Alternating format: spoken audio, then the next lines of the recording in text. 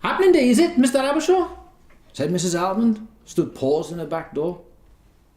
Her ankles were lost to a flurry of shopping.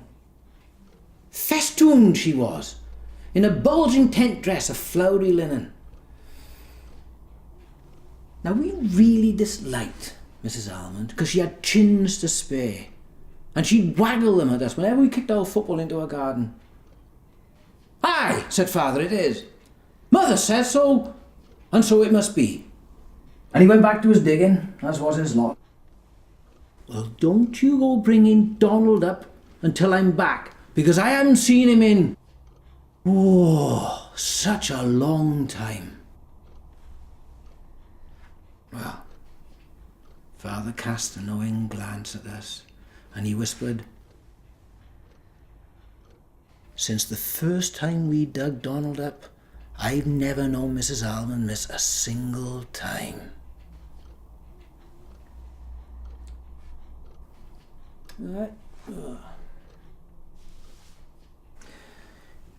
He said with a final defeated prod, "There's not much gets past Mrs. Almond. The woman has a nose for the buried." And Mrs. Almond set her ample frame next to me, and then we were joined by Mr. Grimm, the undertaker, from number 73.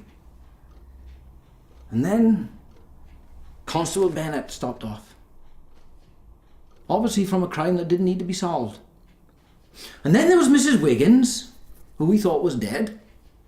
Then there was the man with the limp, and the dog that went up and down when it walked. From whence he came or where he went, no one dared ask.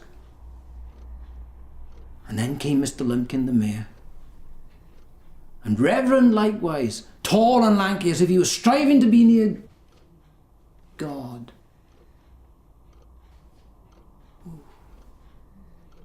Even Mr. Phipps came with his guide dog, Deaf Ben. And they all peered over father's shoulders. He dug and clank!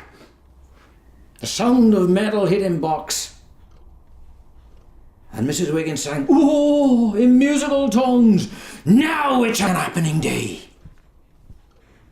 Hurry up, love.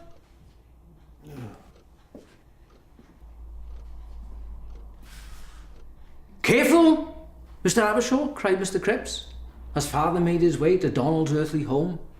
"There's been plenty of rain since Donald was last dug up." "An unseasonable amount," cried Mrs. Wiggins, and no one argued. Old folk know a lot about the weather. So how's Donald?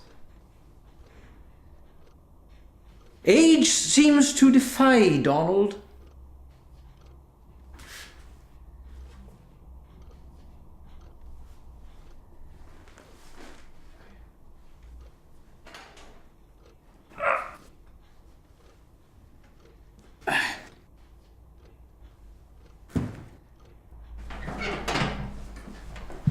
Now, where was I? Oh, yes.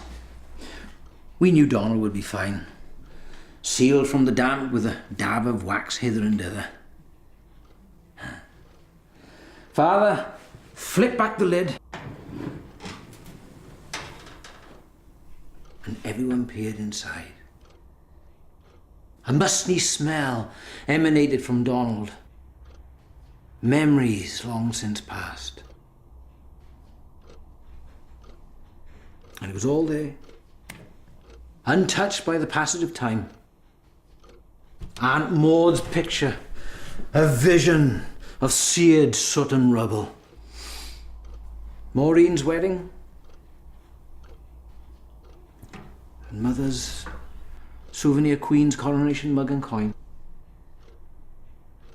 Mr. Phipps' bullet from the war, the one that dented his helmet.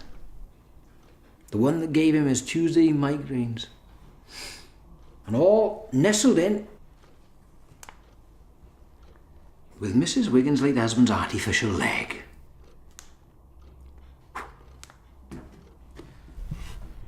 The collar from the dog that veered back and forth when it ran, which belonged to the man with the limp, who owned the dog that went up and down when it... well, before he was born. The man with the limp I wonder what happened to him. Oh, hurry up. You haven't forgotten Stacey's wedding already. And there was Constable Bennett's missing evidence. He'd slipped this into Don when he thought no one else was watching. But we all knew about his cousin's speeding offence. One day, began Father, addressing the gathering reverently, future generations will marvel at this record of our lives. These memories will tell them exactly what sort of people we were. And everyone agreed, except me. Curiosity got the better of me. I dropped a clanger. Donald is a funny name to be giving a time capsule, I said, and everyone stared at me in horror. Now, lad, Father waved a digit at me. Everybody's planning memories for the future, and you know it was Uncle Norman's dying wish for his time capsule to be named Donald. He turned and he made silent, exaggerated mouthings to Mrs. Wiggins. He was a bit confused, he said. Uncle Norman, he liked to call everything Donald, bless him. Mrs. Wiggins nodded and smiled, but without her reading spectacles, she couldn't hear silent mind words too well. The limo's in an hour. We liked Uncle Norman. He played football with us. He used to kick the football into Mrs. Almond's garden so that we could see her chins for free.